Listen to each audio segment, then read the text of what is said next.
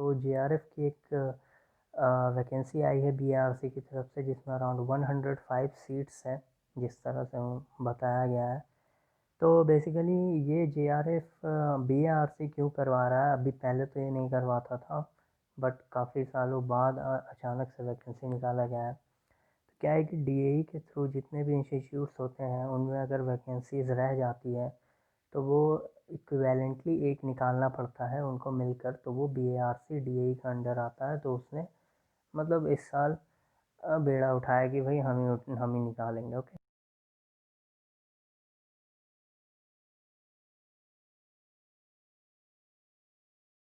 भला physical science, chemical science और life science में ज़्यादातर दे रहा है। ओके, तो फिज़िकल साइंस में आप देख सकते हो काफ़ी अच्छे अच्छे एक्सपेरिमेंटल फिज़िक्स से रिलेटेड और थियोरेटिकल फिज़िक्स से रिलेटेड इन्होंने काफ़ी सारे मतलब vacancy I mean vacancies type के निकाले। For example charge particle accelerator, then nuclear particle accelerator, then neutrino related experiment.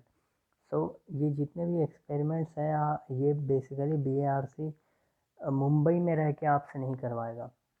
For example अगर आपको बाई चांस साइक्लोट्रॉन में इंटरेस्ट है एक्सेलरेटर में, तो आपको वेक भेज देगा, कोलकाता भेज देगा एक्सपेरिमेंट के लिए, लाइक दैट। बट आपका जो एफिलिएशन रहेगा वो बीएआरसी से ही रहेगा। तो डीएई के कई सारे कॉलेज हैं जो ऑल अराउंड इंडिया फैले हुए हैं। तो ये जो आप फिज़िकल साइंस में इतना सारा जो आप देख रहे हो ऑप्शन, न्यूक्लियर फिज़िक्स से रिलेटेड, पार्टिकल फिज़िक्स, फिर क्रिस्टलोग्राफी से रिलेटेड, तो ये सारे आपको मुंबई में नहीं मिलेंगे उसके अपने एरिया में, बट आपको आसपास के अराउंड ऑल ओवर इंडिया में अलग अलग जगह भेजा जाएगा काम करने के लिए। जब आपका 1 साल का प्रोजेक्ट वर्क कंप्लीट हो जाएगा तब, आई मीन आप उसको कोर्स वर्क भी कह सकते हो, उसके बाद आपको भेजा जाएगा। देन अगेन केमिकल साइंसेस में भी है काफ़ी सारे वैकेंसीज, और लाइफ साइंसेस में भी है। तो ऑब्वियस सी बात है कि जब कोई भी इंस्टीट्यूट आपको सारा फैसिलिटी खुद नहीं दे पाता है तो वो आपको और अदर आई मीन इंस्टीट्यूट जिससे उसका बॉन्डिंग है उसमें आपको भेजता है और फिर वहाँ से काम करवाता है। ये जनरली डीआई वाले काफ़ी ज़्यादा करते हैं। तो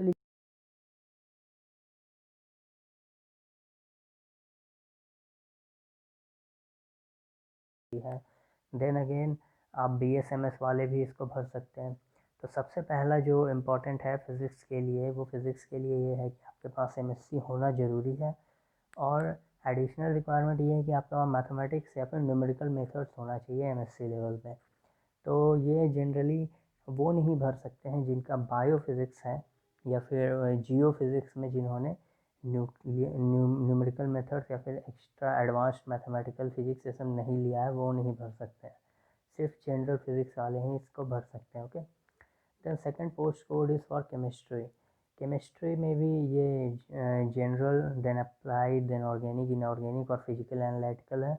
ओके, और इसमें फ़िज़िक्स इनको चाहिए थोड़ा सा at BSc level.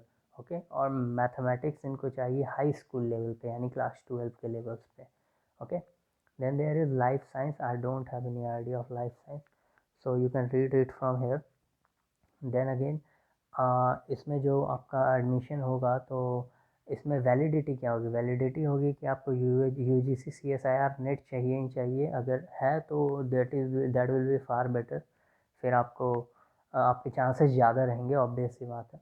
Then again आपके पास जेस्ट स्कोर कार्ड होना चाहिए, या फिर I C M R J R F test होना चाहिए, या फिर ICAR J R F test pass होना चाहिए। Then again D B T J R F biotechnology, ये सिर्फ बायोटेक्नोलॉजी वालों के लिए होता है, D B T J R B. Okay, then GATE score आपका होना चाहिए 2019 या फिर 2020 का in any of the field, physics, chemistry, life science और बायोटेक्नोलॉजी। तो इनमें से अगर आप कोई भी फुलफ़िल करते हो तो आप फिल कर सकते हो ना। इसमें सिलेक्शन प्रोसीजर कैसे होगा? मान लीजिए कि 105 वैकेंसी है और 1000।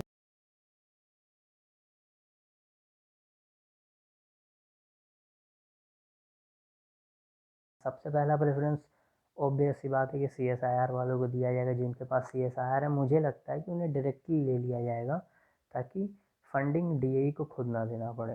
And second thing is that कि सेकंड प्रेफरेंस दिया जाएगा गेट को। गेट को, उसके बाद दिया जाएगा जेस्ट को। ओके, तो इस तरह से इनका बेसिकली प्रेफरेंस चलता है।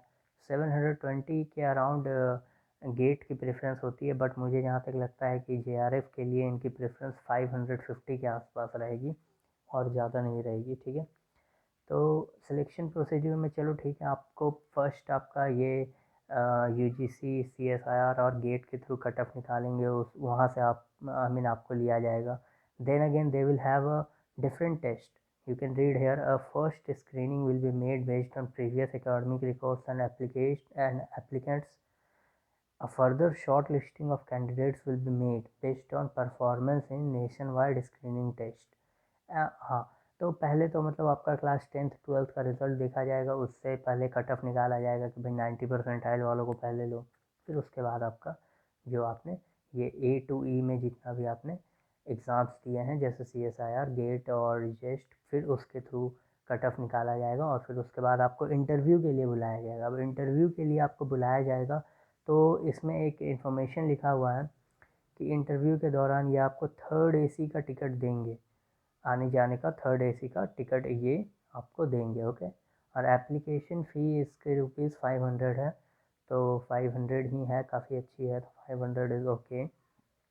देन अगेन आपको ट्रैवलिंग अलाउंस यहाँ लिखा हुआ है कि candidates called for interview will be reimbursed to and fro 3rd AC railway fare by the सॉर्टेज।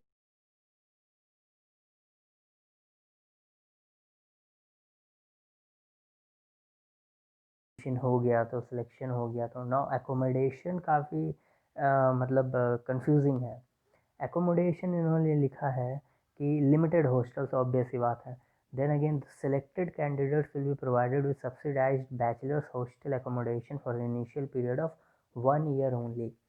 यानी बच्चों को सिर्फ 1 साल तक की ही हॉस्टल मिलेगी और उससे ज़्यादा नहीं मिलेगा। तो ये बहुत ही चिंताजनक बात है। और अगर आपको लग रहा है कि भाई 24% फेलोशिप बहुत ज़्यादा है, तो संभल जाइए, क्योंकि आप बॉम्बे में रहेंगे और बॉम्बे में 24% 31,000 का कुछ नहीं होता है। 7,000 के आसपास आपको मिलेगा, जो जिससे आप बॉम्बे में एकोमोडेट तो नहीं कर पाओगे। ठीक है, तो वहाँ पे हॉस्टल मिल जाए तो ही बेटर होगा, अदरवाइज़ बहुत मुश्किल होगा। 24% फेलोशिप HRA के साथ भी कोई फ़ायदा नहीं होगा। तो फेलोशिप भाई इनका काफ़ी सिंपल है, जैसा CSIR MHRD का रूल है कि अगर आप JRF करवा रहे हो, JRF करवा रहे हो, तो आपको शुरू के 2 साल में 31,000 देना ही होगा ना। हो अगर आपने 2 साल 31,000 JRF के थ्रू आपने दिया है बच्चों को, और आपको लग रहा है कि बच्चा प्रोग्रेस कर रहा है, आगे कर सकता है PhD, तभी आप उसका SRF में कन्वर्ट कर दोगे और 35,000 पर मंथ कर दोगे। ओके, उसके अलावा आपको 40,000 कंटीजेंसी ग्रांट मिलेगा और बुक का अलाउंस भी मिलेगा, जो कि पर ईयर आपको 40,000 मिलता है, उससे ज़्यादा जनरली नहीं मिलता। 40,000 is the limit. Okay, then again आपको जैसा कि 24% HRA दिया हुआ है, ऑब्वियस सी बात है, बॉम्बे सिटी है तो 24% ही बनता है। मेरा तो मानना है कि भाई 32% बनना चाहिए था, बट 24% इज़ ओके, चलो कोई बात नहीं। तो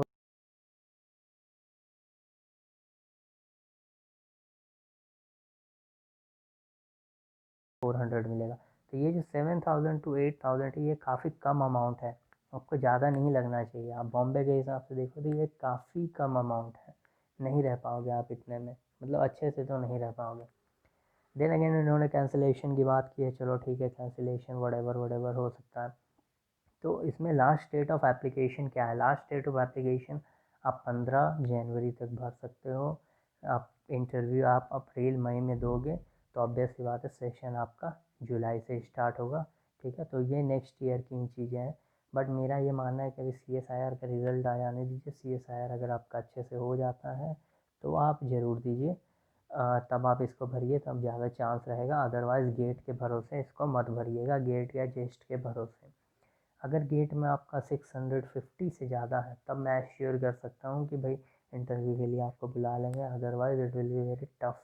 ओके, नाउ अगेन मैं दोबारा बोलना चाहूँगा कि HRA 24% बॉम्बे के लिए बिल्कुल भी सही नहीं है। तो आप ये मत सोचिए कि भाई मुझे 31,000 की जगह 38,000 मिलेगा या 39,000 मिलेगा तो कितनी अच्छी बात है, बिल्कुल अच्छी बात नहीं है। बहुत महंगा सिटी है, आपको पता चल जाएगा। वहाँ एकोमोडेशन भी बिल्कुल मज़ेदार नहीं होता है, और बॉम्बे रहने लायक जगह भी नहीं है, बिल्कुल चिपचिपा जगह है, आपको पसंद नहीं आएगा, ह्यूमिडिटी बहुत ज़्यादा है। ओके, तो that is all for this BARC related JRF। तो अगर आप भर सकते हो तो भरिए, दैट विल बी गुड। बस यही मैं कहना चाहूँगा कि आपको 1 साल या 2 साल के लिए बॉम्बे में रखेंगे, फिर उसके बाद अगर आप कुछ अच्छा प्रोजेक्ट लेते हो, जैसे पार्टिकल एक्सेलरेटर में लेते हो या फिर स्पेक्ट्रोस्कोपी में लेते हो, तो आपको अलग अलग इंस्टीट्यूट्स में भी